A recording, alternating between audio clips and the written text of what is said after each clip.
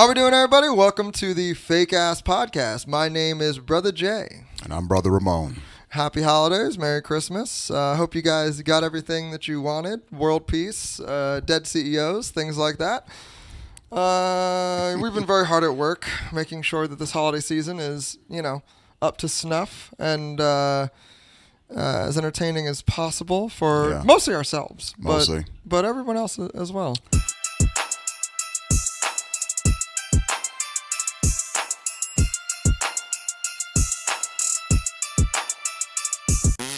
Do you mind if I tell you a little story? I would love to hear a story. All right.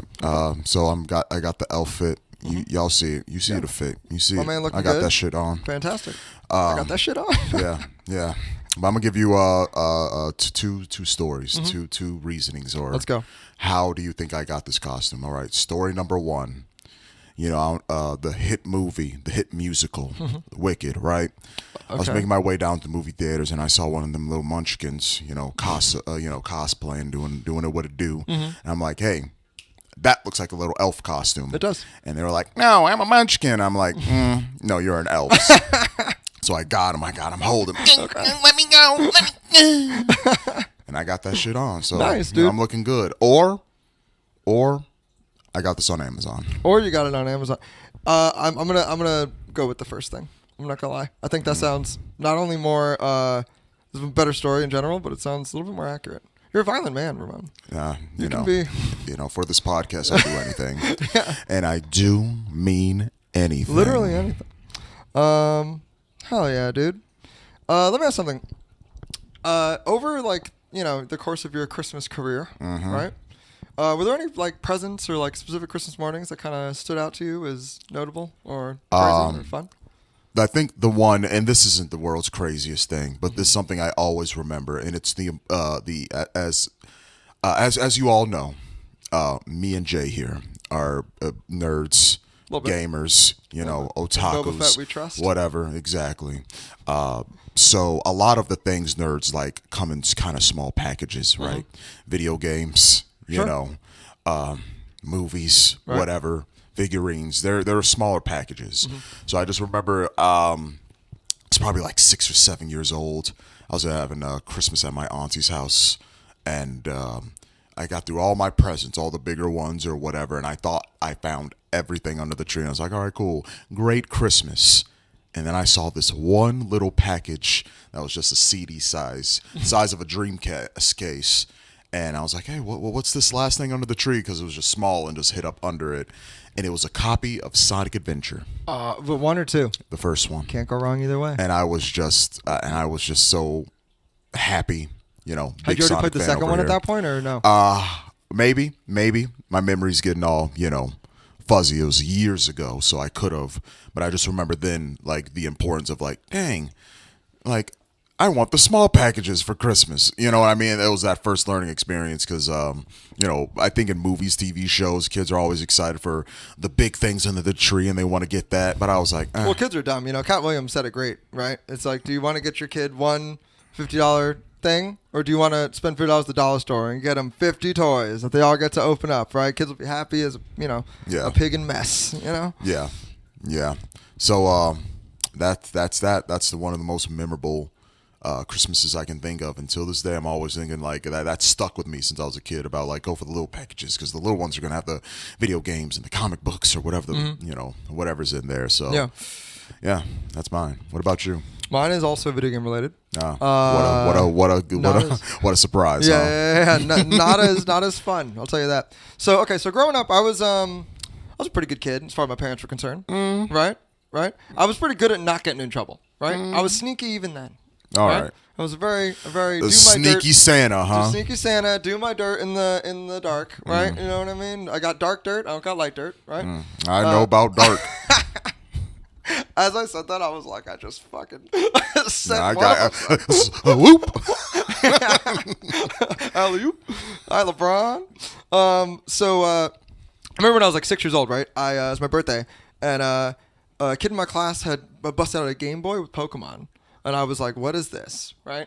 And Pokemon was the craze and everything, so I wanted to play it. So, Game Boys are expensive. My family is poor Puerto Ricans. So poor Puerto Ricans. Poor Puerto Ricans. And poor Puerto Ricans. Poor Puerto Ricans. Poor Puerto Ricans. And, you know, they told me, like, well, you know, if we get you this, we can't get you anything else for your birthday. Like, we can't do anything. Like, we can't have a party, none of that. And I'm like, I'll go, fuck, I want a Game Boy Color. So they're like, all right, bet. So I got a Game Boy Color. And initially I got Bugs Bunny Crazy Mansion or whatever. The Crazy Castle or something like that. Yeah. You drove play that game? That shit, low-key, was pretty good. And I fucked with some Looney Tunes when I was growing up, dude. I think we all did. And Fucked if you with didn't, some Looney Tunes, then, dude. You know, yeah, I'm sorry for you. Exactly, dude. The Looney Tunes Christmas album, banger when I was a kid. Hell yeah, banger. But anyway, so I got that. A few weeks later, I got Pokemon because they were sold out everywhere. I actually wanted a red version. I got blue instead. I realized later on that was a better choice, right? Because Blastoise is, you know, nothing to fuck with. Yeah, right? Brother Ian in the back, nodding his head, not shaking his head. He's a Bulbasaur main fucking piece of shit. Yeah. Okay. All right. Whatever. Turtle up. Enough. Enough of that. Enough of that.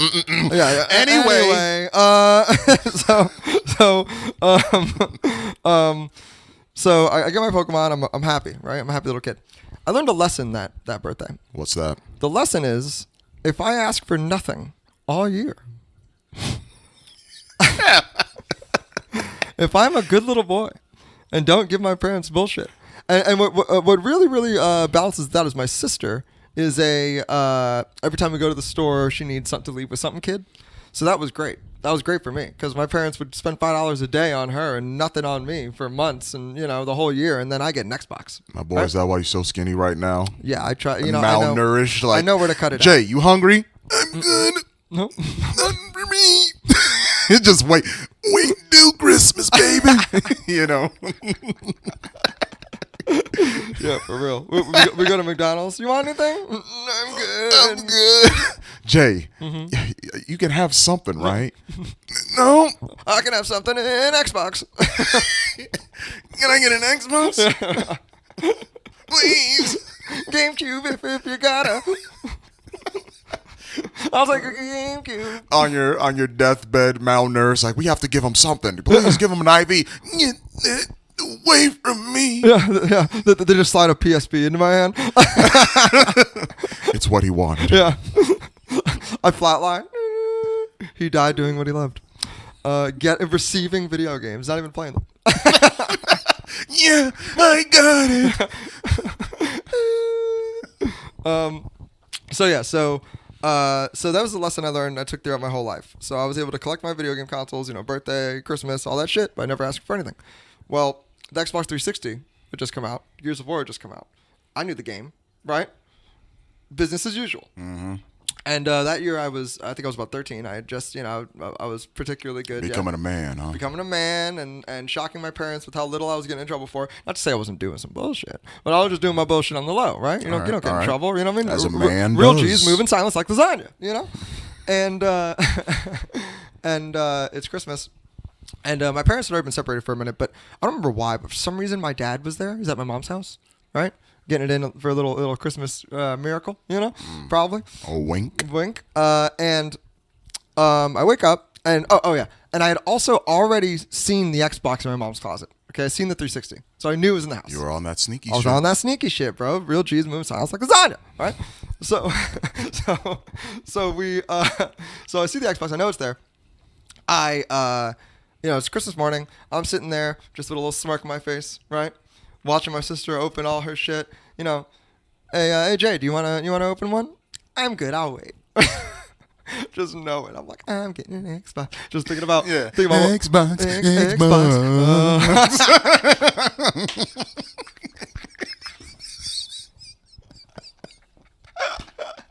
Yeah, literally. And you know, I'm just sitting there thinking about what my gamer tag's gonna be, right? Imagine all my frags, right? And you know, at the end, it's like, okay, you haven't opened anything. Go ahead. And I see a couple boxes with my name on it. I'm like, that's good enough, right? But I don't see an Xbox-shaped box. Red flag number 1. So I'm opening shit, and at one point, they gave me like a big box, and I open it up, but it's not quite Xbox-shaped. Okay. But it's like a larger one. I open it up. In there's another box. I open that up. In there's another box. In that third box, the third box was like one of those, I forget if it was like a shoe box or if it was one of those like clothes boxes, you know what I mean? Those thin ones. And I open it up, and inside is a copy of Dead Rising 1. Nice. Right? A knockoff controller, right, for player 2. Sounds about right. Right? Player 2. Player 2. And I think like a headset, right? And I'm like, okay, hell yeah. Where's the Xbox? This is great. Fantastic. Where's the Xbox, right? And my dad's like, hey, we wouldn't be able to afford it this year, this, that, and the other thing, but we got you this so you can get started, and then you save up maybe for an Xbox. Blah, blah. Tears welling. And I'm looking at him, not even tears yet. I'm looking at him, I'm just like, I know it's in here. I know the Xbox is here, right? Like, what are you doing? Still singing the song in your head. Yeah, Xbox. Singing it all week, right? Where the fuck is my Xbox? And he's like, oh, no, we didn't get you an Xbox. I'm like, I saw it. And he's like, no, you didn't. And I'm like, no, you're gaslighting me. On top of it. So we get all the way to like, we're having breakfast. And I'm sitting there just like confused, annoyed. Not even touching your eggs. No. Just sitting there being like, why did they do this to me? I still don't know. I'm going to call him after this. I'm going to ask, what the hell are you doing? Right? And then my dad's just like, why are you being ungrateful? I'm like, ungrateful? I'm like, what? Hold on. First of all, Zareen, if that had been the case, actually, we would have been good. But I know the Xbox is in there. Okay? Number one. Number two, I saw, like, I'm not stupid. I'm like 13 this time. I'm adding up in my head the amount of money that you spent on Zarina. There's a huge gap between my one game and knockoff controller and her fucking entire Christmas, right? So I know there's an Xbox in the fucking house. So we're arguing about this. Me and my dad almost like get into it about it. And then finally he's just like, fine, here. And he goes to the closet, gives me the Xbox, all unhappy. And I'm just like, that's all I wanted, right? And now that pissed me off more because I'm like, so what was this for? Right? Like if I was a kid that was like always asking for shit and being ungrateful and being like this kind of thing, like then, all right. But looking back on it, my whole scheme is to not ask for things and to be grateful. So I get the Xbox, right? So what the fuck was the lesson here? Do you think they knew that you knew? I don't know. I think they knew you knew. And why else would they do that? It's like we have evidence. You let your little hair strands. You left something like they saw you. Fucking too happy in your room, and it's like this boy knows what he will. Let's have the build up and let's see. Because I don't know your parents, but I feel like one of them or both of them might like to mess with you. Oh, my dad, yeah. So my mom a little, but my dad is. So why? That's why they did like, hey man, that's that anticipation. Have you ever, in the audience, I'll ask them. Have you all ever lost something? Like, let's say you lost your keys or your wallet. It's in your house. You lost it, but you were having a struggle to find it. And then you eventually find it, maybe in the dumbest, it's under some place, and you find it. That relief you have and how great your day feels because you're already going in scenarios of just like, did I leave it here? Did I leave it here? Oh my God, it's probably at work, or I've dropped it on my way to or something like that. And then you find your keys or your wallet, and you're like, phew, my day was about to be ruined, but now I found this in my day, and it's all because of you. You didn't do it. You went through this turmoil and this reward. This is all brought by you. So it's like a scenario very similar to that of just like, hey, this anticipation, this something like a false bad. Like you didn't really lose your keys; they were in your house somewhere. So you're saying then you that reward, and you're feeling good after that. So you're saying that they were trying to make my Christmas better by pulling like the fake out, is what you're saying? Yeah, in a way, because you're here, right, and then you go up here, right? You know what I mean? Versus just starting here, you have that little grounded level of just like, oh man, whatever, and then I got what I want. You know what I mean? It's like a little rocket. You know what I mean? Just think of like it's a movies, TV shows. They all start. You have to start here, right? So you can enjoy here more. Okay, so let me ask you something, Ramon. Would that have worked on you? As a kid, yeah. As an adult, knowing the Xbox in the room, knowing, let's just say if they're not already, one of your parents is a fuck around, right? got a bad case of the fuck arounds. Terminal. Okay. Okay. And so you know this is a person who fucks with you sometimes. And you know the Xbox is in there. And you know he's fucking with you.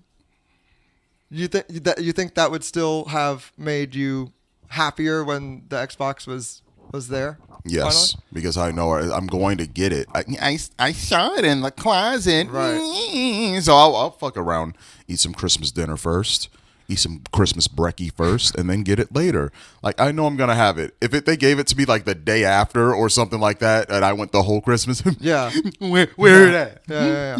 Where it at? Yeah. And then I didn't get nothing. That's maybe that, or maybe I'd assume like if I'm going to get it eventually, and they're holding it off for a reason. Like, why else is it in the closet? So I wouldn't be that upset because I saw it, so I know I'm going to get it eventually.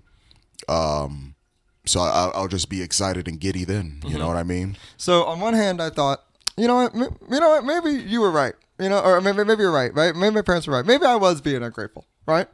But maybe. But then I thought, look. I'm looking. Okay. I love my parents. Okay. All right. I do. Okay. But. Watch your words. But. I know that this kind of thing is the reason why Puerto Ricans are poor. No. My parents would get a bit of a kick out of this kind of thing. Mm-hmm.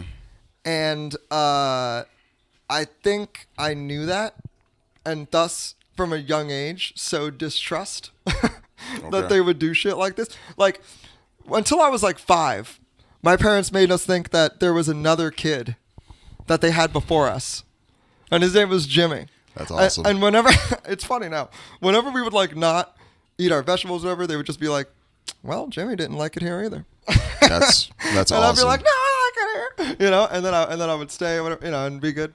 And other shit like that. Like, I remember one time, one of the first times I finally was old enough to like get my dad back, we were like in the grocery store, and we're like next in line or whatever, and I'm with my dad. I'm probably like 12, and he looks at me and he goes, loud enough that the people in the cashier can hear him, but quiet enough that it seems like he can act like he's trying to be quiet. Mm-hmm. So like he looks at me and he goes, listen, man, if this car doesn't go through again, I might have to take more of those pictures of you. That is hilarious. And I look at him, and I'm like playing my Game Boy or on my phone or whatever, and I look at him, and without skipping a beat, I just go, all right, man, but just, do they have to be naked again this time? It was cold. That's awesome. And I see everybody in line be like, what the fuck? And me and him have a lock eyes moment of like, touche, well played. And then we leave, and then he says something to me about it, and he's just like, that was pretty good.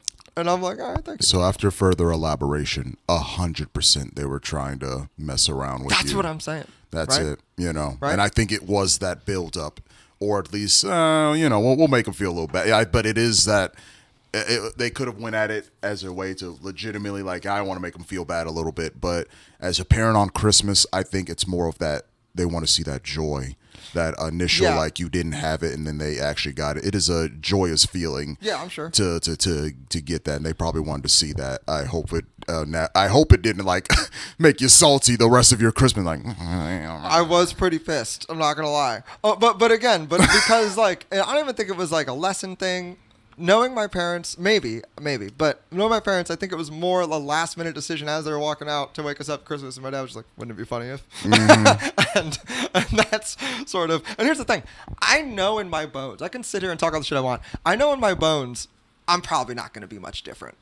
Yeah. You think? Oh, I think that shit's genetic. I think I'm going to fuck with my kids. Maybe not with that kind of stuff, but I think I'm going to fuck with my kids also. Could I change the subject and ask a quick question? Sure, what's up? We both don't have kids, right? Or at least kids we know of. No, we know of. But if a junior's listening, hey, bud, I'm coming home eventually. Oh, if mine is listening, don't ask me for shit. But my question to you is, how long are you going to wait to tell, like, your kids like, hey, Santa Claus exists, or maybe you go right off the bat or something like he doesn't exist. You know what I mean? Yeah. How long are you going to keep the facade of Santa alive for your children? You know, we just had this conversation recently. I think it might have been at Taylor's party or something when we were all there. But I just had this conversation with people not too long ago, like within the week. And my answer to this is, well, first of all, it's going to be whenever they ask, I think. Right? Okay, just whenever if they ask Whenever they ask, be real with them. But I think the difference between like when you're like 4 and you don't really know what you're asking. Like I remember when I asked my mom, like for real. Like, and we were sitting in my grandma's house and I'm laying on the floor watching TV and my mom's on the couch. And I don't remember what made me think of it. And I just turn around, it's the middle of summer. And I just go, I'm maybe like 8. And I'm like, Ma, is Santa Claus actually real? And she looks at me. This woman is just moved to Florida with her 2 kids, single mom for the first time type shit. You know what I mean? Smoking a cigarette. Yeah, basically. And she's just had it, you know, just has the had it look. And she's just like, no. That's all me. And I remember being like, oh, well, thank you. And then, you know, that's it. And being like, I fucking knew it. And felt a little bit more like, that makes more sense. I don't know why I imagine Kid J, just you, tiny, overalls, striped T-shirt with the little pinwheel hat. No, it was more of a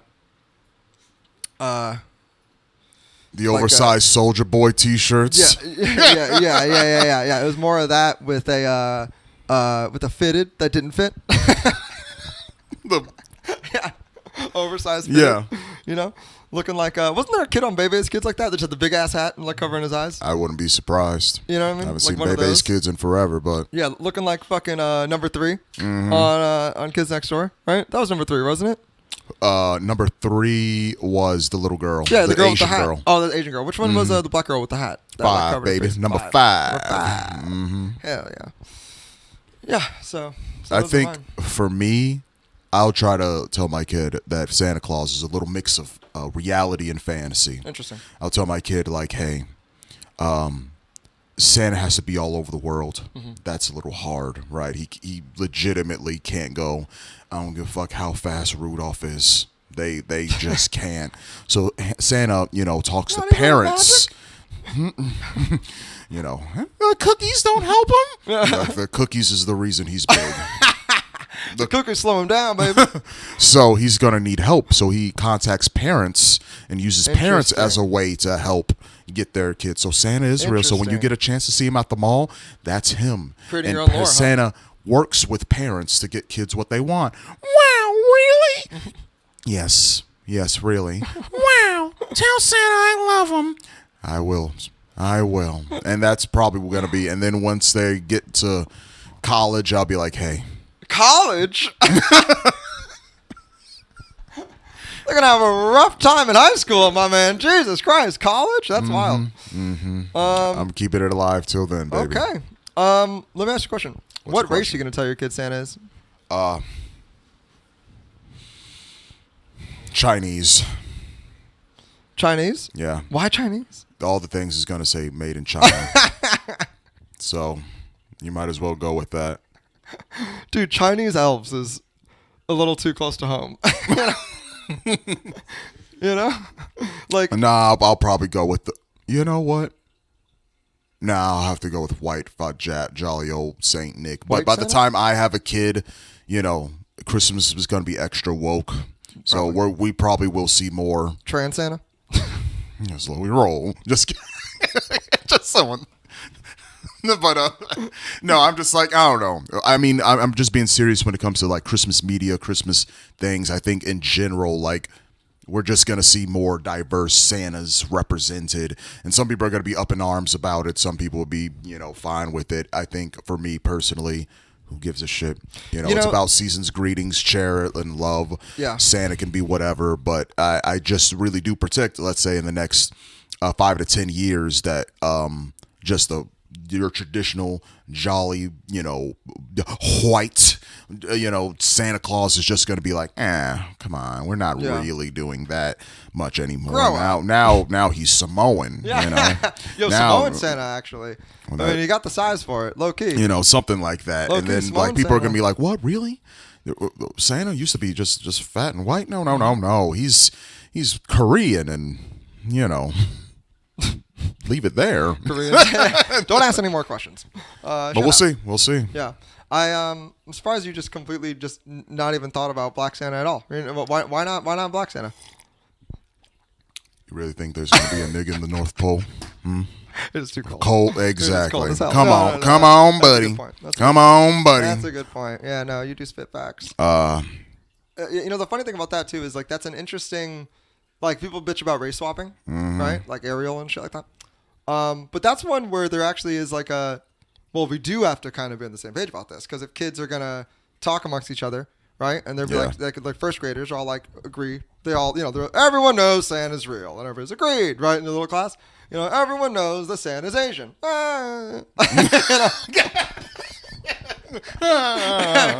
What? Santa's not Asian? Right? Like, so we do gotta, if we're gonna race swap Santa or make him trans, right, we gotta all kind of be on the same page about it, no? Or I could see, like, in the next couple of years, like, just Mrs. Claus being the one to deliver while Santa... Interracial couple? Is that... right? Right? If we're getting diverse about it, might as well switch them both up. Make Mrs. Claus a sister, that... You know what, dude? Yes. And then all the elves just be multicultural. Yes. And I feel like that kind of works. And not only that, but if you think about it... Netflix, if you're listening... Yes.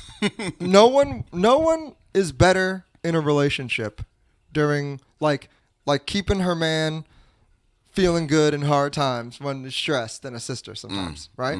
Nothing will raise your spirits more than a, come here, baby, right?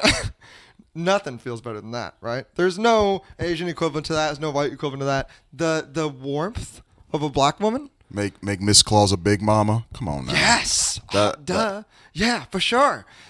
That hits. Dude, there's nothing now better. You go into the North Pole and you can smell candy yams and collard greens on the stove. Come on, baby. Now it's seeming like a really nice place, isn't it? Doesn't it? Doesn't it? Doesn't it? Doesn't Versus the North Pole seem nice now? Whatever Mrs. Claus is making, porridge, gruel. Great. Exactly. Turkey without seasoning, whatever. Right. Straight up. Straight the fuck up, dude. Yeah, exactly. You know what I mean? And at that point, it's like, it doesn't matter what race Santa is. I think that's the most important thing, right? We gotta make Mrs. Claus a sister and, really bring... Because also for the holidays, dude, there's nothing like that auntie love in the holidays. Ain't that the truth? Ain't that the motherfucking truth, dude? Goddamn. Hey, folks, don't mean to cut away from the podcast. We just had to take a quick moment to bring in a little ad read for us. We love those. We do. We Don't do you love love them. those? So for this ad read, it is for a company called Johnson & Co., not Johnson & Johnson. Right. Johnson & Co. this year has a little holiday for your special Johnson, and that is Dicken stockings, Dicken right? stockings. So we all recognize regular stockings, right? They go on your, above the fireplace, above wherever you're, putting your stockings in. Right. But what about a stocking for your special member, Jay? Yeah, Dicken stockings, they're mostly made to stuff the Dicken stocking before you stuff her stocking. I don't think there's any way that you can present your member, in a better, more holiday-spirited sort of situation. Now, when it comes to your personal candy cane, we all know about the chills. We all know about not being ready to perform at your best. Right. Well, how about you get it a little warmed up? Not with a little motion, but with a little warmth. Yeah. A Dicken stocking right over your candy cane can help you be ready to perform at your peak. And when you're warmed up, she'll be warmed up. Exactly. It says here that they are comfortable. They come in multiple colors and sizes, fellas. Wow. We only use one size. It's the one size it's fit the all, small. right? Yeah. It says here also that they also come in candy cane colors as well. Ooh, which festive. is fantastic. I like that. That's pretty cool. Very North Pole-y. I guess you could also use that all year, almost like if you're like a barber, right? Exactly. Right? If you're trying to fuck another barber, or you are a barber or something like that. Dicken stockings also, you can get a discount, 10% off with a code fake ass. Yes. So use fake ass, and during checkout, the website for this purchase is going to be www.com. www.com. www.com Dickens. Dicken Stocking. www.com Dicken Stockings. Dicken stock / Dickens. www.com/Dicken Stockings. Yeah. So I guess back to the podcast, right? Back to the podcast. Back to the podcast. So I mentioned earlier, I fucked with the Looney Tunes Christmas album a lot as a kid. Classic, dude. The Alvin and Chipmunks one. Did you ever have that? That one now I hear it, I want to fucking rip my eardrums out, but but as a kid, banger. I just want a chipmunk with a hula hoop. What is that? Like an oversized Cheerio? What are we doing? Yeah, that's a good point. You know that's something that's inconsistent too. Are the chipmunks small? Like, are they chipmunk size, or are they mutant chipmunks like Ninja Turtles? I like the mutant chipmunks because chipmunks if y'all like the Alvin and the Chipmunks from like the '80s cartoons, yeah, like I don't know if y'all remember the Alvin and Chipmunks like adventure movie when them and the Chip Pets went around the world. That movie hits. At what point do you think they introduced the Chickmunks? The Chipettes? Yeah. When did they? Yeah, like how long into their existence do you think until they introduced them? Like at one point where they were like, these three dudes hanging out together, a little gay. I'm gotta make not sure they're getting some pussy. I think they're from the 60s, right? The Alvin and the Chipmunks are? Right? Or the 50s, right? I don't think they're that old. I feel like I've never they're seen like that a old. black and white picture of the Alvin and the Chipmunks. Someone's gonna correct us in the. I hope we have a big Chipmunks fan. Wouldn't that be something every episode? I hope they talk about the Chipmunks again. That's so funny. But I think so, and I think that, let's say, because we could be wrong, and folks, we're going to be wrong and right about a lot of things in this podcast. Well, one of us will be. So you either love us or hate us, but none of us are experts, unless it's about love making. Yeah, well, all of us are in that case. Yeah. Absolutely. But let's say they're from the 60s. I think the Chipettes got introduced in the 80s because they just needed, something some tail else. Around. Yeah. Yeah. No, I hear that. Throw some tail around. You know what I mean? This little fat one is scoring in the focus test. Little gay. We can't just give him a bitch. That'll be too obvious, right? You know what I mean? We got to throw him all a little ass. And obviously, Alvin, believable, right? He getting some ass. My man got charisma, right? The little fat one, self-conscious. Theodore. What a name. What a name to be fat and Theodore at the same time. Because that's Teddy for sure, Oh, yeah, it is. So unfortunate, right? And then, what's the other one? What's the nerdy one's name? Simon? Their names really do fit. Really Alvin, do. Simon, and Theodore. Yeah. That hits. Is there some kind of like theme there? Like it's supposed to be like ASTTA, you know what I mean? Like because normally like when you're naming characters, there's usually some kind of overlap of like the Ninja Turtles. Like they're all named after, Italian painters and shit. Our Chipmunk fan number one in the this is the podcast. Please let us know in the comments, and we'll let our audience know at next episode. But we'll get back on that one. Do you think kids still fuck with that? Like, do kids even know what Alvin and the Chipmunks is? Right now? A little bit, probably because the movie's probably streaming on Tubi or some stuff like that, and they're parents put on because them Alvin and the Chipmunks movies, they lasted, like the live action ones, they were around for years. They just kept making. Right? There's like 5, 6. Really? They made a lot. So yes, they were hitting it. And then in our youth, when the first movie came out, y'all remember listening to the songs like Chipmunked, and they're all just high pitched. So you're listening to like T-Pain, Bartender. Oh my God! Yes, I forgot about that. Yeah, that dominated our YouTube for a little bit of time. Then we, obviously got older, but we wanted to like listen to the high pitched vocal stuff, and I think that stuff still hits for me today because I like hip hop. So I like my favorite type of hip hop production is soul soaked samples. So you got like a nice soul song beat, and it's all pitched higher or sped up in the background, and you're so almost like the opposite of chopped and screwed, basically. Yes, that is my favorite, and big key examples. Early Kanye West had the best kind of soul soaked, soul sample-less production. So I'm a big fan of that. Huh. Okay. So all right. So big Chipmunks guy. I you a big Theodore myself. Theodore, yeah. You know what I mean. Got a little Alvin energy over here. What other Christmas music? I think I'm gonna give you my top 3. Songs or albums or what? Songs. Okay. Top 3 songs. Okay. well, I'm trying to think. How do I want to start this? I'm just gonna give you top three, no order. Okay. I might go back to the order, but my top three just in general. Okay. Number one is This Christmas by Don. What is Don Hathaway? Don Holiday. It is just like, in this Christmas will be. Oh, that's not a bad one. Special Christmas. Yeah. For me. That one gets a little old on repeat. Yeah. Hell yeah. That. That's a good one. That's a good one. That hits. Okay, I'll give you that. After that is. I always thought that was John Lennon. I don't know why. I think they got a lot of covers, you know. Yeah, true. After that will be Wham! Last Christmas. Last Christmas, I give you my heart, but the very next day you gave it away. You know what I mean? Yeah. Oh my goodness, George Mike, that hits. That's hit.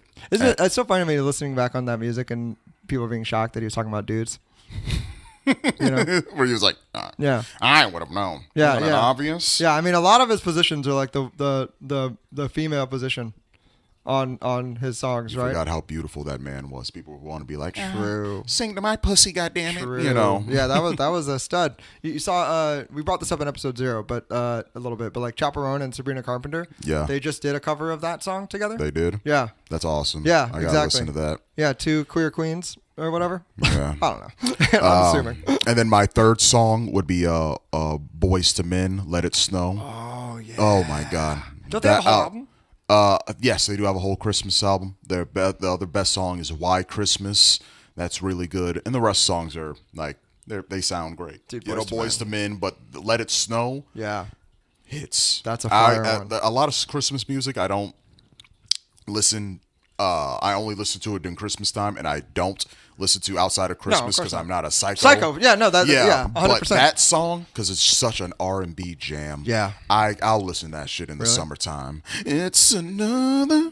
What do they let snow though? You know what I mean? You know what they're talking about. Snow all over that face, girl. Hey, brother Ian got a point over there. All right, straight up. But yeah, those are my top three. I can't think of the order right now, but if I had to give an order, Boyz II Men might be number one because it's just so I'm listening to it outside of Christmas. A banger, yeah. And then Wham! Last Christmas because George Michael just killing it. That's like that's a super good song. And then This Christmas. Those are bangers. I would say something I listen to every year. I'm not really into Christmas music that much because being in band as a kid, you're playing these songs like 100 times the 3 months before Christmas even starts. So by the time and then you're hearing it everywhere and it's just like, ugh, right? Like so gross. Like now I'm like not to be a Scrooge about it, but I kind of hate Christmas music a little bit. Oh, right? You don't say. Yeah. Someone in America hates Christmas music. Bah, humbug. So many people hate Christmas. Get a little joy in your life, baby. Get a little joy in your life. You know what? You're right. But something I do fuck with a lot is, do you know the band August Burns Red? You know who they are? Nope. They're a metal band. Very good. Very good. They're a Christian metal band that makes music to kill people too. It's fucking sick. Okay. And they have a Christmas album. I think they might have 2 now. Right, Ian? Don't they have 2? Or is just the one still? August Burns Red, the Christmas albums? Oh yeah, I think it is the one. Okay. And it's all just instrumental covers of Christmas songs in metal form. Nice. And they have 1 or 2 originals. But it slaps, dude. Nice. Fucking, it's fucking, it goes hard, dude. Like that shit is a banger. So I'll put that on most of the year or most of the holiday. I actually fuck with what is the Britney Spears Christmas song? I couldn't tell you. It's not All I Want for Christmas Is You, obviously. It's Mariah Carey, right? Yeah. It's Is it an original or a cover? No, it's an original, I think. It's like it's similar to All I Want for Christmas Is You. It's like Santa Claus, basically it's a song about her fucking Santa Claus. Basically, she's trying to Google it. Yeah, What's it called?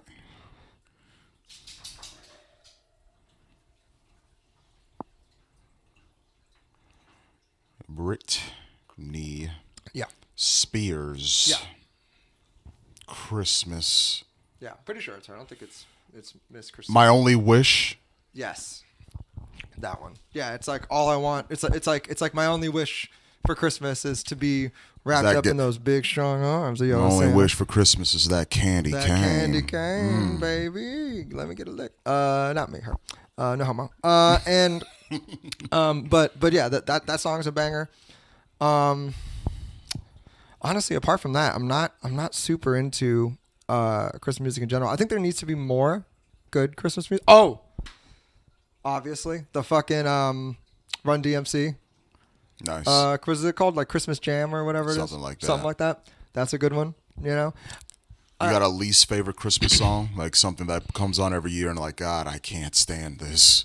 I think the obvious hack answer is the Mariah Carey one, just because it's so overplayed. But apart from that, probably like just all the like 1800s ones, like Jingle Bells. Just a really old silent night. Yeah, that shit. You know, this is getting enough of that. Yeah, enough of that, dude. And not anything I would play in band. You know what I mean? I think the one, and it's been affecting me this year, because every time I go to a grocery store or a gas station or whatever, they got Christmas music. It's the one I'm always hearing, and that's Jingle Bell Rock. Yeah, that one. It's like it's just the one I'm sick of. Like it's I don't think it's necessarily that bad. Yeah. Because I'm listening to it, because I kind of like the 1950s, you know, white guy party rock kind of vibe, the Elvis kind of stuff. It's a nice little quaint America vibe from time to time. Not for my people kind of vibe, but just still something that makes you think of, you know, classic America. Yeah. But it's just annoying. Yeah, I agree. Just to hear all that just hearing all the jingle bell, jingle bell, jingle bell, rock. Yeah. I think the guy who the original, maybe it's his voice, but I think my favorite thing about that is the guitaring for that 1950s. That's fun. I think if I could listen to because you know why I like it? You know why I like it? Because that music, that guitaring reminds me of the Ren and Stimpy opening. Interesting. It was that kind of jazzy rock. I think that's why I like that music. Again, nostalgic, classic America, but whatever. But it reminds me of the guitaring for the Ren and Stimpy opening. Yeah. No, I fucking love Ren and Stimpy so much. Oh. Did they have a Christmas episode? Didn't they have an episode yes. with Santa? Yeah. No, not with Santa. So here's the episode. Oh, let's do it. Stimpy farts. And his fart, Stinky, loses Stimpy, right? So the whole episode is Stinky trying to find Stimpy. And Ren and Stimpy's like, Stinky, where are you? And Ren is, you idiot. You're stupid. The fart is gone. Get over it, man. And, Stimpy That's a pretty good Ren impression. Thank you. Yeah, not bad. And Stimpy is heartbroken. Stinky's heartbroken. Stinky's a fart, and everyone's like, just get out of here, you smelling fart. Get out of here. And then at the end of the episode, they finally reunite. And, Stimpy's happy, and Ren is like, what the fuck? Yeah. And that's the Christmas episode of Ren and Stimpy. So, okay. The first half of that explanation, I was going to say, could you imagine being in a writer's room with a bunch of other adults and pitching this? Right? And how everyone would be like, come on, man. Right? But then the second half, you got me with that. I do see how that's kind of hilarious. And it was the gross out era of the 90s of just that was just commonplace of farts and throw up and whatever. So they would get away with that. You can't do that now. And if you did, that's an Adult Swim episode. That is not a kids show of any kind. That is something goes straight to Comedy Central or Adult Swim, an episode like that of whatever. You see something like that in a bad episode of Family Guy. Yeah. You know what I mean? And I'm putting this on the record. I love Seth MacFarlane. I love Family Guy, American Dad, Cleveland Show. I love the stuff he does, but some of his stuff is horrible. Yeah. A lot of his newer stuff, some great episodes and some bad. Like this year, a lot of their Family Guy has a deal with Hulu. So they have exclusive episodes. So their Halloween episode, their Christmas episode went straight to Hulu first. I don't think they're playing on Fox or TBS or nothing like that. Probably South Park does with Paramount. And they're not good. They are just that you think like, oh, these are exclusive, fun, new episodes, and think there'd be better quality and better like production. It's not. It's just, hey, we have an exclusivity with this episode. It's like, all right, well, we're just gonna give you a regular episode. But yeah, I had to put that on the record because Seth MacFarlane, Family Guy. People some people want to act like that shit's not funny. I agree. Some episodes aren't, Dude. but some Family Guy, American Dad, Cleveland Show has a strong place. Did I tell you that I not too long ago binged all of Family Guy again, caught up on it? Basically, I just need something to fall asleep to at night. I'm doing that with American Dad with me and my lady right now. Word, bless you. I did that, and I remember us talking about this, but the second, the later stuff in that show, the more recent stuff, is not good. But even still, every episode has at least one joke that's fire, right? But it's usually situational things. It's almost things like things that only I feel like I would get, or very small amount of people. There was one joke in one of the more recent episodes. It was the episode when Brian got somehow reconnected with one of his old other dog buddies. Yeah. Who's now super rich and successful. You know what I'm talking about? Mm-hmm. And they're at his mansion and they're chilling. And Stewie's like, "Wow, you did really well for yourself. How'd you make all this money?" And he goes, "Well, yeah, I'm responsible for all the Chicago shows, right? It's Chicago Fire, Chicago Med, Chicago, hospital and everything." And then Stewie's like, "Oh yeah, I love those. I heard you guys are doing Chicago Seinfeld next." And then it's a cut to the Seinfeld crew, they're all fat and fucking gross. Yeah. and in Cubs shit, and in a shitty sports bar and shit, instead of the diner. And they're sitting there, and Jerry goes, "What's the deal with the south side of this city?" And he looks at Kramer and he goes, "Don't say it." And then it just zooms in on Kramer's smile. Fucking hilarious, dude. That's great. Still, you get one or two, right? I don't know. I know Seth's not writing anymore, but there's still got to be some of the original crew there. Yeah. Obviously, voicing writers. I wouldn't be surprised if they're all gone. Yeah. Maybe one veteran here and there to look over editing, stuff like that. But I think the original crew's gone. I don't know about American Dad. I've seen more recent Family Guy episodes versus recent American Dad episodes, and again, putting this on the record, I like American Dad way more than Family Guy. Tripping. Because American Dad has a better family dynamic. When I watch Family Guy, I just need PETA to make me laugh, and Peter, everybody. Stewie.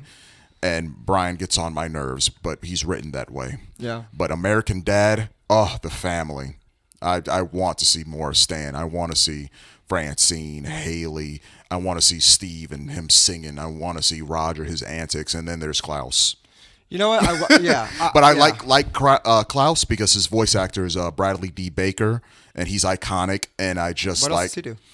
He's number 4 in Kids Next Door. Which one is that? The Australian kid. Oh, he was in Goku in the Dragon Ball Z episode. Yeah, he's in some SpongeBob stuff. He's in he's one of those. He's like Tara Strong. You know what I mean? He is one of these voice actors who has been in anything from your childhood. Bradley D. Baker was probably a voice actor in something in it. You know what I mean? So that's why I kind of just like him as Klaus, because it's it's Bradley D. Baker. You know what I mean? I was playing Final Fantasy X again recently, and there was a point when they were doing when you first get to the Blitzball tournament. And you heard John DiMaggio. I think he's in Final Fantasy X. Is that who that was? That's John DiMaggio. Which is my favorite. Put this on the record. My favorite American voice actor. Really? Yes. So that tracks. But I actually thought I heard Tom Kenny at one point. You probably did too. One of the announcers. He may be. I don't know. Right? Yeah. But that's crazy to me. The idea of, especially then, SpongeBob being huge. I mean, it's always been huge. SpongeBob has never had a fall off. Now that you think about it, is that one of the longest running popping in mainstream zeitgeist SpongeBob and Family Guy both came out in 1999. Yeah, but I think to this Family Guy doesn't have the amount of meme clout as SpongeBob does. Yeah, for 100%. SpongeBob, but to the younger generations, is still the shit. Yeah, the jokes still hold up too. I haven't watched recent. For my history with SpongeBob, all you need of SpongeBob is season 1 through 3 in the first SpongeBob movie, Everything the first else SpongeBob movie is fire. Honestly, everything else is you can throw away. Yeah. They're all fine, but all you truly the funniest written anything is just the first original 3 seasons of SpongeBob and the first SpongeBob movie. You can go the rest of your life without seeing anything else from SpongeBob, but all those hit things that you love about SpongeBob are in the first 3 seasons. So, if Christmas is past or it's here, or you're getting your loved one a Christmas present for next year, get them the first 3 seasons of SpongeBob SquarePants, and they will thank you for the rest of your life. I don't doubt that. You're right, by the way. Tom Kenny does 3 voices in Final Fantasy X. Yeah, I'm right. Tom Kenny does 3. Our producer just told me Tom Kenny does. In case you couldn't hear him, Tom Kenny does 3 voices in Final Fantasy X. That's crazy. I only heard the one. Waka's homies, and then I don't know who Rin or Once is. Okay. So he does some character. I could have sworn I heard him as an announcer. Thank you, Brother Ian. Thank you, Brother Ian. Maybe that's Rin or maybe Baba. Maybe. Yeah. Super. That's so funny. We need more of that. We need more video games with voice actors. I didn't know John DiMaggio was fucking Waka. Yeah. He's Waka. Yes, he is. And he's Kamari too. Oh, that's crazy. Mm-hmm. That's wild. Even Titus, his voice sounded mad familiar. I know I've seen him in cartoons or heard him in cartoons and anime and shit, especially anime. He's got a very anime voice. Probably anime. Yeah. Maybe. Yeah, I can tell that. Interesting. It looks like he's mostly a side guy. Huh. And most of his other he's known for voice actor. He was Obi-Wan in the Clone Wars. Interesting. He's mostly a side guy. His voice reminds me of I don't know if this is it, but did you ever see that show The Weeknd? He's Magneto in Marvel Rivals. Wait, who? The guy with Titus? That's crazy. That is crazy. That's crazy. Marvel Rivals is a good ass game. Most recent role, yeah. That's crazy. You still need to play that, right? Actually. I gotta go through it. So I need to find who my characters are. When I played it, I played as I didn't even know you could play as Bruce Banner. And then you become the Hulk. Played as Bruce Banner. Played a little as Spider-Man. Big Spider-Man so fan. Hard. And then I played a little bit of Iron Man, which I kind of liked Iron Man because I'm floating in pew pew pew pew pew. You know what I mean? So that felt kind of nice. But I think I just need to get familiar because there's a lot of characters, and I just need to get familiar with who connects with me. I think once I find that, then I can start enjoying that game a little bit more. Yeah, of course. I feel like all those characters you named are characters that are difficult to jump into. And I saw there's difficult ratings for characters, so. And just so the audience knows, when it comes to my gaming experience, I'm a single player dog, right? Yep. I love my single player campaigns and just me gaming and just doing my own thing, experiencing my journey. The multiplayer stuff I'm not into. Maybe for certain fighting games like Dragon Ball FighterZ is one. Maybe a little Smash here and there. Fuck up in that game. But I would say multiplayer stuff. Not that much into. It's something that I slowly get into. And when it came to multiplayer stuff, like Multiversus, that was probably the big one I really enjoyed playing online. I still play online here and there for Multiversus, but not as much as I want to. Powerpuff Girls came out a couple weeks ago, and that's awesome. And then I think at the time of this recording, I think Marceline and then Raven just came out. So they're putting some interesting characters in it. I just need to pick it up again. They also dropped some other character that I'd never heard of. That black the Amazonian queen. Whoever. I never heard of her, but Maybe. hey, another sister in the game. Can't be mad mad at it. Let's do it. You know what I mean? Bring in that holiday spirit. You know what I mean? Exactly. Mrs. Claus. Mrs. Claus. Give Mrs. Claus in there. DLC. Dude, there's so many characters. You know what? That's the shame about Multiversus is there's so many characters that you can add that would be so fun and stupid, right? Larry. I want Larry David. I want Larry David in that fucking game, dude. Larry David would be so funny. And you can kind of imagine the move list, right? Almost, how Velma has the speech bubbles and shit. Mm-hmm. Larry David got something similar to that.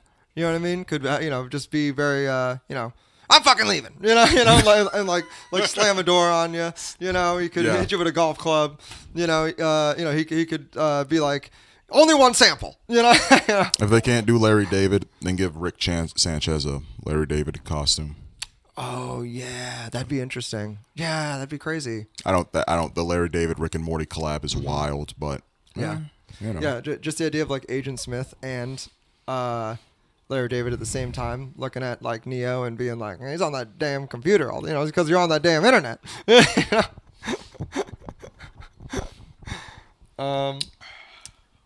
let's see. Oh, we started talking about other, Christmas, like, we kind of naturally started talking about, like, Christmas movies and shows and stuff. What are some of your favorite holiday, like, specials and things? I'll tell you my favorite special in general. We did talk a little about, like, Family Guy, American Dad, stuff like that.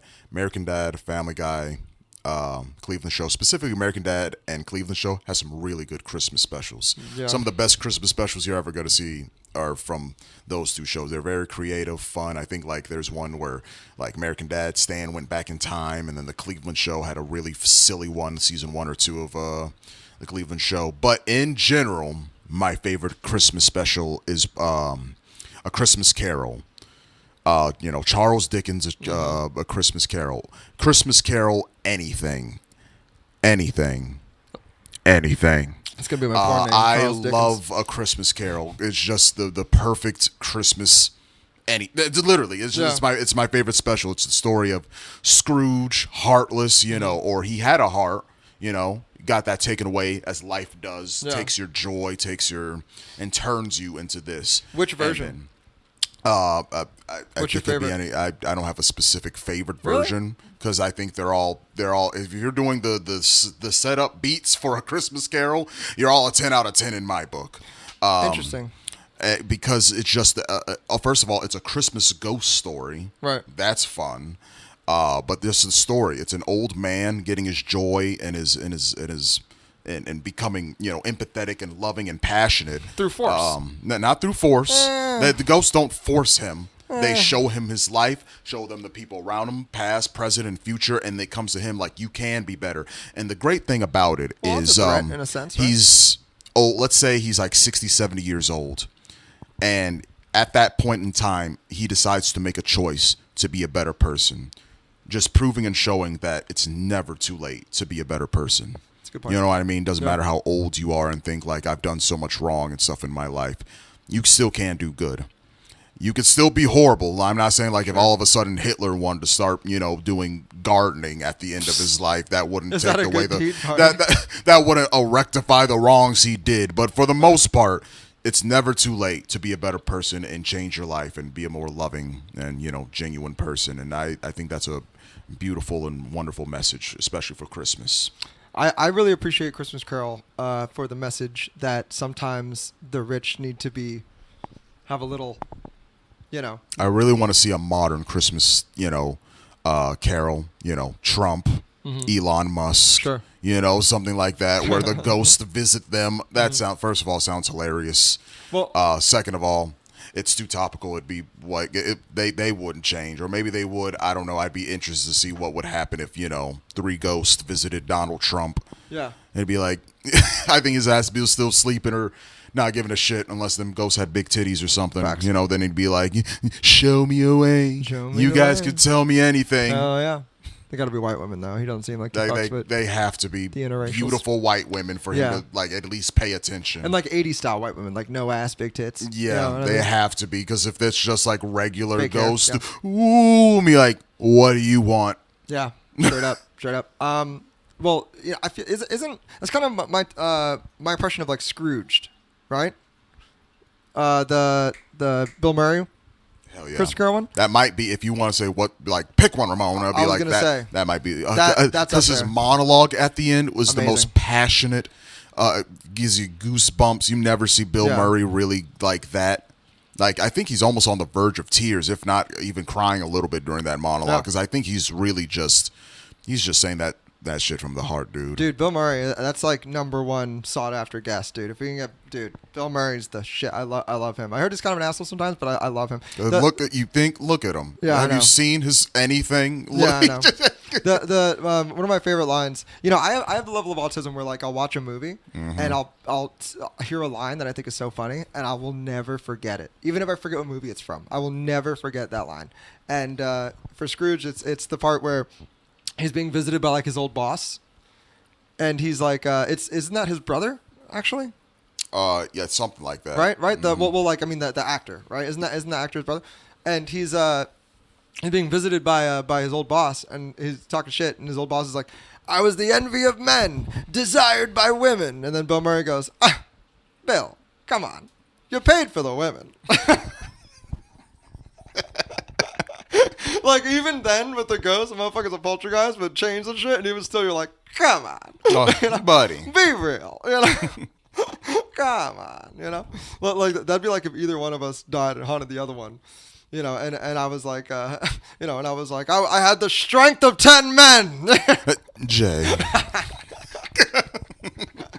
Come on, buddy. You know? Dicks that cleaned floors. Yeah. I had a perfect credit score. Yeah. Come on, buddy. I would never get high and overeat. Always awake. I never took a nap. Yeah. Come on. Come on. You love a nap. It's top 3 favorite things. Top 3. Yeah. I never forgot to take my dog out because I was playing video games. Pluto's like, rawr, rawr, rawr.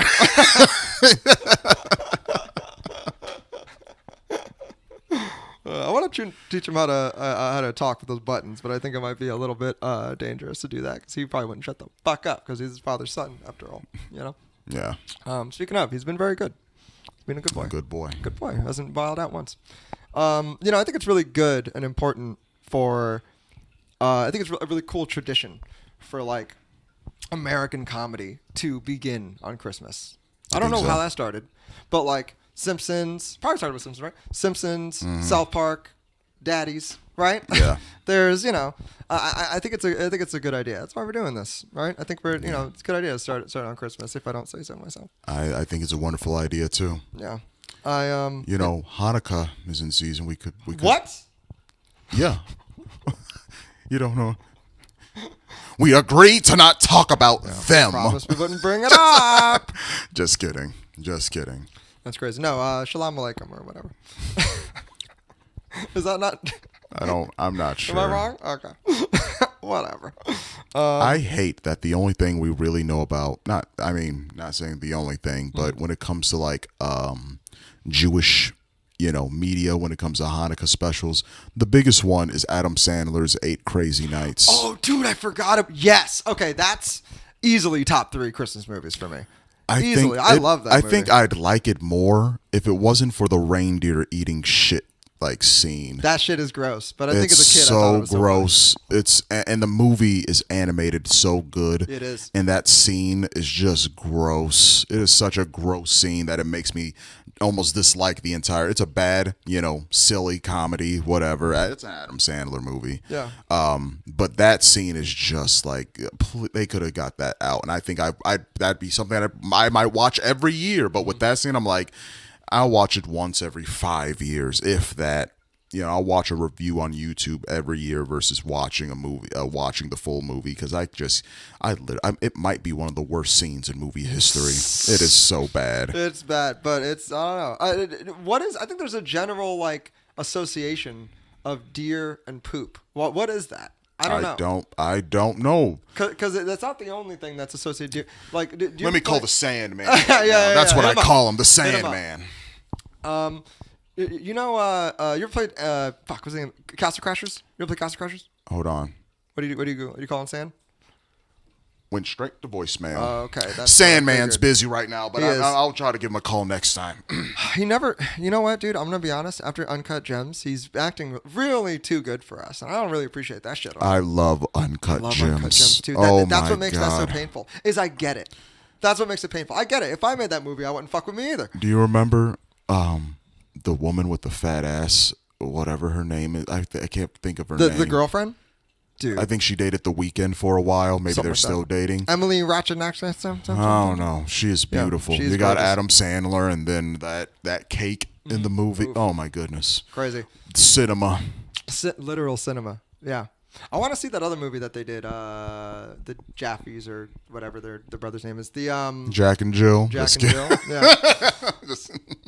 Dude, you know what? I feel like that's a thing. Like, you've noticed, like, for comedians, your downfall is when you do a movie where you're a male and a woman at the same time. Oh, are you sure at the same? I feel like a lot of comedians have done like the dressing as women, which for some black comedians, that's like a thing, right? They say that's a thing, and that's some ways they want to be like, that's degrading to black men to dress them up like women. And Hollywood's done that for years, and they have done that to you to make black men seem less threatening and this and that. So it might not have good intentions, but you gonna tell me you ain't gonna laugh when Martin Lawrence dresses as a woman or Eddie Murphy? It's still funny, but whatever. A movie like Norbit was fucking a mess, dude. But Nutty Professor.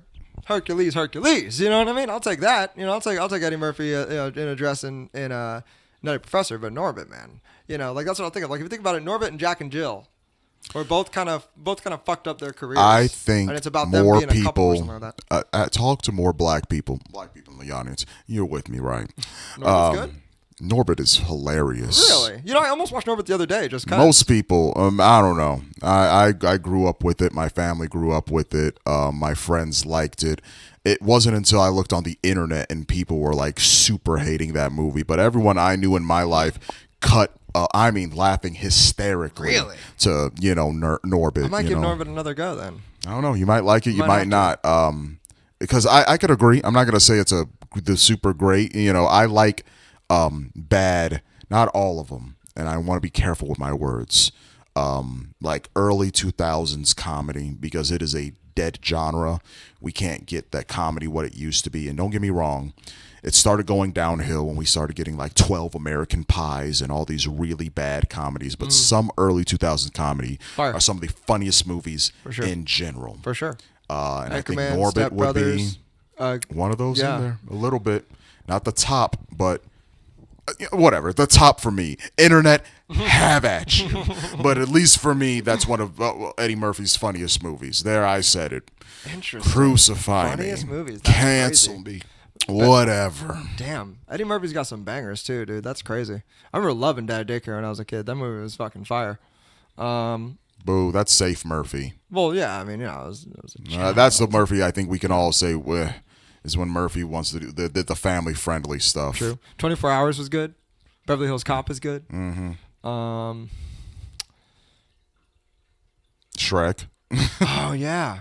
Shrek's one of those ones you kind of forget about that, like, who's in it, because they all kind of just become the character. Like, those are the characters, right? Mm-hmm. You kind of forget that that's them. Originally, Shrek wasn't supposed to be played by Mike Myers. It's supposed to be the guy who OD'd SNL. Yeah, Chris Farley. There we go. I could not think of his name for the life of me. Yeah. Did you ever hear his like reading for Shrek? Yeah. Good. Makes sense actually. Mm-hmm. Like fat piece of shit. That's what Shrek is, right? It's kind of weird hearing him without the Scottish too. Mm-hmm. Just hearing the "oh my fucking swamp," It's kind of. It's kind of crazy. Did you? I was talking to Kara the other day. She was saying that it wasn't Kara. It was Colleen. She was saying that she went to a comedy show, and there was a guy. I don't know the guy, so whatever. But he had a bit about if you replaced every time they say ogre in Shrek with the N word, that the movie still works. 100%. Like, and it has a whole, and it suddenly becomes like less of a comedy and more of a like serious like kind of observation on race and interracial marriage and things like that, which is so funny that you can just change a little thing. Like I had a bit for a while. Fiona, the white princess turns into Fifi or whatever. I don't know. Faquisha, Faquisha, my goodness. I had a bit I used to do all the time on stage about like if you took Django Unchained and replaced all the scenes with Jamie Foxx with a bear. Yeah. That suddenly all the white people in the movie like aren't like they kind of got a point. Like, look at that bear on a horse. Oh my God, that's a bear on a horse. That'd be crazy. Like the scene where he's in the bar and they walk in and the bartender turns around and sees Jamie Foxx and he's like, oh my God. And he's like, get him out of here. Right? Like if you replace that with a bear and the guy's like, what's wrong? He can't be in here, right? And the guy's like, "Fuck no, get him out of here," right? Like if it was a bear, a lot of the other people would have a case. You know what I mean? Oh yeah. But yeah, I'm not saying black people are like bears, but What other good movies and things like that exist? I feel like we covered that. I feel like we're kind of good on that. If we want to, talk about good movies that exist, we'll be here all day, buddy. True. Oh, one of my favorite Christmas movies. All right, shoot. Underrated. Underrated. I feel like more people haven't seen this than have. Okay. The Night Before. Sounds very familiar. It's Seth Rogen, Joseph Gordon-Levitt, Anthony Mackie. Have you seen this? No? Maybe. Dude, we got to watch this for Christmas this year. So it's the three of them. They're best friends. They grew up from the time they were kids together, okay? Now they're all and every year they have this tradition where they'll go out Christmas Eve, get fucked up, party, do drugs, go crazy. And this movie came out 2010, right? Something like that, right? That's what I'm saying. I swear it seems like something I've seen once. Dude, it's so before good. at a buddy's house. It's so funny. And Anthony that's Captain America, right? Yeah. That's awesome. Yeah. Not my Captain America. No, I'm just kidding. but yeah, that movie was great. Captain Atlanta. Yeah. Captain Nigeria over here. But yeah, that movie's fantastic, dude. At the very beginning, Seth Rogen, he's at the most normal life. He's about to be a dad. He's got a normal job. He's got a normal ass wife, And on the way out, for them to go out for the night, she's like, "Hey, I know this is your last time you guys are gonna do this, so I got you something, and I got your present." She has a little box, and he opens it up, and it's some of every drug. So he's just tripping balls the entire movie and fucked up, barely in it. Well, he's in it, but barely involved in what the fuck is going on. Yeah. Yeah, it's. Can you turn that down, Bubba? Thank you. And it's crazy, right? There's a line when he's like, "All right, I took a bunch of mushrooms and a little bit of coke, and we got a gram of weed in here." And then somebody's like, "That's a very odd proportion." He's like, "Yeah, I shouldn't know shit about drugs. The proportions in here are all off." Which is that's straight wifey material, right? Your bitch who doesn't do drugs or even really wants you doing them is I get this is your last boys' night, so here's Molly. Just whatever. Never touch the stuff, but yeah, you kids have fun. Yeah, that's hilarious. I don't know if I could think of any other Christmas movies that are really jump out at me off the top of my head.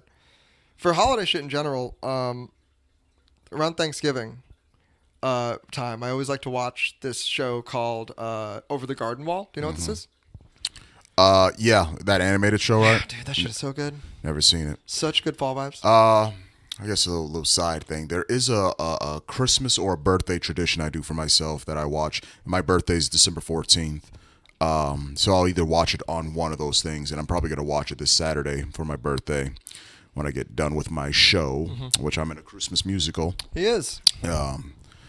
But it's these two Don Bluth movies. Are you familiar with Don Bluth? I know that name. He is the animator who did American Tail, Secret of Nim, Land Before Time. Did he also do that one with Don Knotts?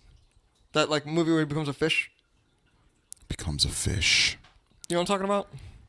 It's not ringing a bell. I used to love it when I was a kid. But anyway. But I watched both these movies. It's Anastasia. Ooh, love me Anastasia, dude. Anastasia yeah. and Pebble and the Penguin. I never saw that. Pebble and the Penguin is a lot of people they think that's mid, not Don Bluth's best work, but it is my next to Anastasia. They're both my favorite Don Bluth films, and every Christmas time I watch those movies back to back. I'll start off with Anastasia and then end it off with Pebble and the Penguin. And I watch those. Those are Christmas tradition movies for me that have nothing to do with Christmas, but I always watch them every Christmas year. Word. Yeah, I don't know. I was never a huge American Tail fan as a kid. I felt like it was boring. I love me some. Wait, did you say you did Fern Gully or no? I feel like maybe some Don Bluth animators. I think he that looks like did the it, bat. But that's it's by 20th Century Fox when they were doing animated movies. Didn't they also do American Tail? Is that a Fox movie? It may have played on Fox, Kids and stuff, but I'm not sure if it's a Fox movie. Did he do All Dogs Go to Heaven? Yes, also? he did. Okay. He did All Dogs Go to think, Heaven. I think that might have been. I'm gonna watch All Dogs Go to Heaven: A Christmas Carol because I forgot they had a Christmas Carol version. I saw that on Amazon. I was like, I used to rent that, and I'm gonna watch that sometime because it's a Christmas Carol and I love it, and it's All Dogs Go to Heaven. It's probably mid, but it's Christmas Carol, so I'm still gonna watch it and enjoy it. One of my favorite ones of animation that era as a kid was We're Back. You remember that? We're Back, the Dinosaur Tale with John Goodman and whoever else. Yes, dude. As a kid, I love that movie. I tried rewatching it. Yeah, dude. I tried rewatching it kind of recently, and it just does not. It didn't hit the same. No. You know what does hold up? For the Christmas Carol, I forgot to mention this earlier. Muppet Christmas Carol. Yeah. That movie is fire. That's one of those. Even as a kid, I wasn't a huge fan of. Same thing with Muppet Treasure Island, right? That's my favorite Muppets. See, as a kid, I wasn't a huge fan of it, but like now, as an adult and kind of getting the jokes, shit is a banger, dude. It's a banger. Even like the newer Muppets movies were pretty decent. With Tina Fey and Jason Segel. They're decent. How do you say it? Jason Segel? Whatever. Muppets are great. Muppets are great. They're just solid. Not the biggest Muppets fan, but if one of the audience member is, let us know. Whatever. But did you ever see that one movie? It was like Happy Time Murders. Did you ever see that? Ooh, is that the puppet murder or whatever? I the remember R-rated hearing Muppets about movie? it. I never saw it though. Shit is hilarious. I went into it very much expecting like just it to be something high to watch with like my friend, like my roommates or whatever at one point. Genuinely loved it, dude. That movie's hilarious. Have you seen the Muppet musical, or I mean, not like the Muppets, but a puppet musical called Avenue Q? Not only did I see that, when I was 13, what I asked for Christmas, or not Christmas, sorry, my birthday, was to go to Broadway, because I was living in Jersey at the time, to go to Broadway to see it. And my aunt, shout out Titi May, fucking awesome woman, one of my favorite women in my entire life. Her and I don't remember if they're married yet. I think they were. Her husband at the time, my Uncle Dwayne, also sick uncle, shout out. They took me to New York. And first we went to this like, I saw it actually on Instagram on a reel recently, this like awesome like rare comic book and toy and collectible store. It was wild. It was like 3 floors, fucking sick.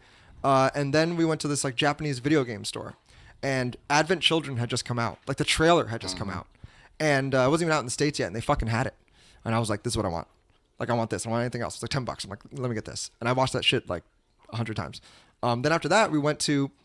You ever seen the show Kimmy Schmidt? Yes. Do you remember the place that Titus works? Vaguely, but like at one point he gets a job at that restaurant, and it's like the themed restaurant where they all are in like costume, and it's like a horror theme thing, and it's like corny. That's a real place. Like, I don't think it's named the same thing, but that's based on a real place in New York. It's called Jekyll and Hyde's. Okay. I don't know if it's still around, but it's fucking awesome. So we went there for like dinner, and like it's like the bathrooms. To find the bathrooms, like you go down this hallway and it's just a dead end with like bookshelves, and you have to like figure out which is which. And it's like you have to like pull a book to like get into the bathroom and shit. Fucking crazy. And then we went and saw Avenue Q, and I saw it live. It was fucking awesome, dude. That sounds like a great gift, which brings me on to this. I don't know how long we're going. Probably long. Listen, oh, really? Okay, all right. Yeah, we'll wrap it up. We'll wrap it up. Last question. What do you want? Like, if you could get any Christmas gift in the world, like material wise, other than money, what would you want? Adamantium. Adamantium's Brother a good one. Ian wants adamantium. Adamantium's a good one. Material. Got it. End of episode. Good night, everybody. You know. Adamantium's a good one. I would want to free my man Luigi. I want to free my man Luigi. Okay. And remind him that Monsanto also exists. And all right. That's good. So I guess I guess technically the answer is like enough money to bribe. Oh no! See. No money. Break 'em out. No money. No money. That's That's right. You said no money.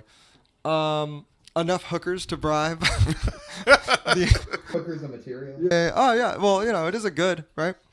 Name of the episode. Yeah. Hookers are good. Our hookers are material. Our hookers are material. That's a fair question. But yeah, no, but for real, I think physical thing. I'm not the kind of guy that really wants for much. You know. I remember. Yeah. True.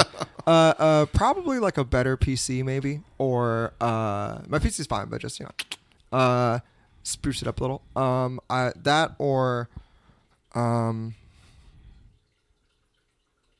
a year of maid cleaning service, a full year. Have the bitch come by once every other week, tidy up, right, and then I don't have to worry about that. That's like one of my like. Why you calling Consuela a bitch, bro? I never said she was Hispanic, I think like when we start getting this actual podcast money, I hear questions a lot about like, what was your first purchase, right? Like when you guys started making cash, that'll probably be it. Is a cleaning lady to just do it, They just handle it all. Take my shit to the dry cleaning, fucking, keep my shit nice. Come through every 2 weeks, deep scrub some shit. Place. You know what? She does have to be Hispanic because I'm not gonna feel like she's doing a good job because of my childhood unless I hear like coming out of the kitchen. You don't want to hear if she ain't dancing while she's doing it. Like I'm not gonna feel like you don't want to hear a sister like talking on FaceTime on the speak. Yeah, girl. No, Ray ain't doing that. No, I'm just cleaning this thing. Ain't nothing much doing. No, hell no, girl, you ugly as hell. No, give me the catfish platter. Girl, you kid. You peeking out your room and I was like, are you still cleaning? Yeah, baby, sure, I got it. Huh? Nah, I ain't doing nothing important. No, he paid me this bullshit ass money. Yeah. No, I ain't even gonna do that good a job with what he paid. Huh? No, I'm good.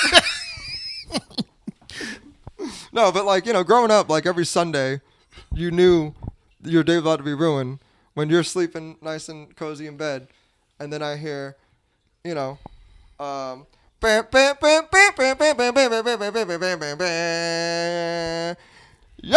tú sabes,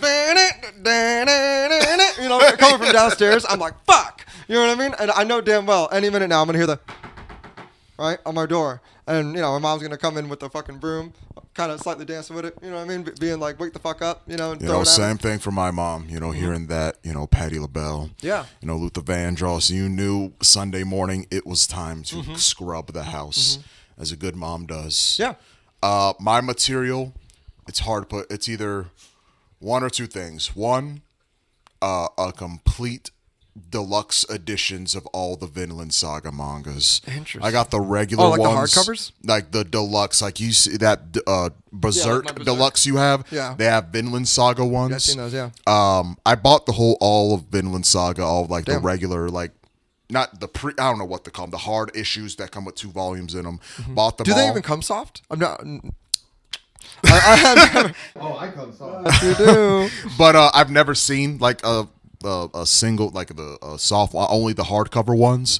But this summer, my house had a really bad flood, and I put all my manga in the basement. I buy a lot of manga, so I put my manga in storage, and 5 of my Vinland Saga volumes got ruined. And I remember not feeling upset about it because this is the story of Vinland Saga, so I just felt like, oh, this thing I really cared about got ruined. Let it go. But inside my heart, I'm like, why am I out of all my manga? Are you kidding me? Yeah. Vinland Saga. And I'm putting this on the record. I love One Piece and love shit. You guys will all find out. But Vinland Saga is probably the greatest manga I've ever read. I love Vinland Saga. Oh no, man. So I would. We'll save that for another episode. We'll run. No. I don't know. So I would want the first. Listen. Season 1, gas, fire.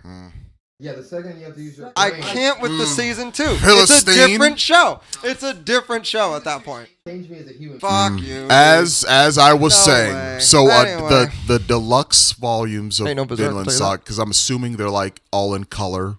Some stuff, fancy stuff, extra, Maybe the whatever. Berserk ones aren't. You're right. So I'm just thinking like, because they already had the hardcover one, so I'm assuming the deluxe are in color or something different. Either way, I'd want the deluxe version of all Vinland or inbox copies, sealed and everything, of a copy of Conquer's Bad Fur Day, Nice. and Banjo-Kazooie. Oh, okay. You Those had are to pick one. If I could pick one, Conker's bad for For a day. sure, that's the right answer. Yeah. Hell yeah, dude. Yeah, Conker's the shit. You know what? Maybe like a holographic Charizard I never got. Nice. You know? I never got that. Fight Jake Paul. Yeah, true. You know, yeah, I can go fight Jake Paul for it. The other one, I forget which. Whatever, fuck them both. With this closing remark, what are you most thankful for this year? I'm thankful. Excuse me, for, brother. I'm thankful for honestly, no homo. You guys have been pretty great this year.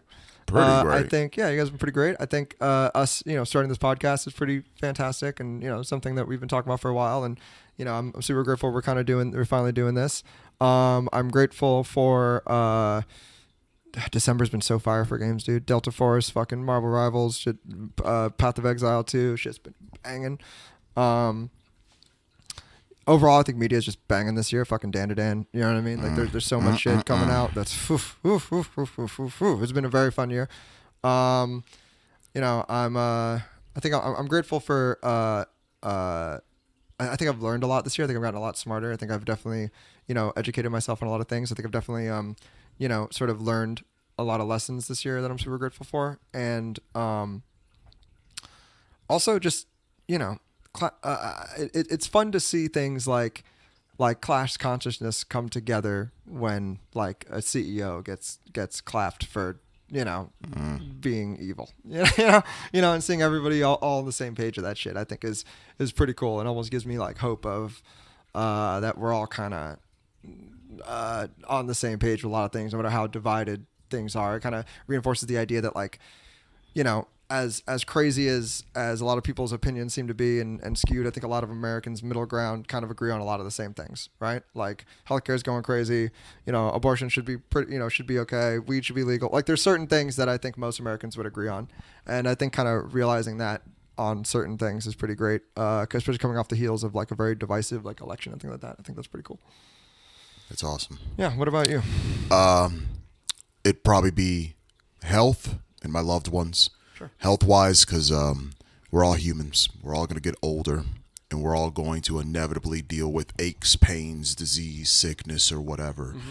But right now, I'm feeling fine. Mm-hmm. And more people need to appreciate when they feel fine, or the normal, or the boring. You know what I mean?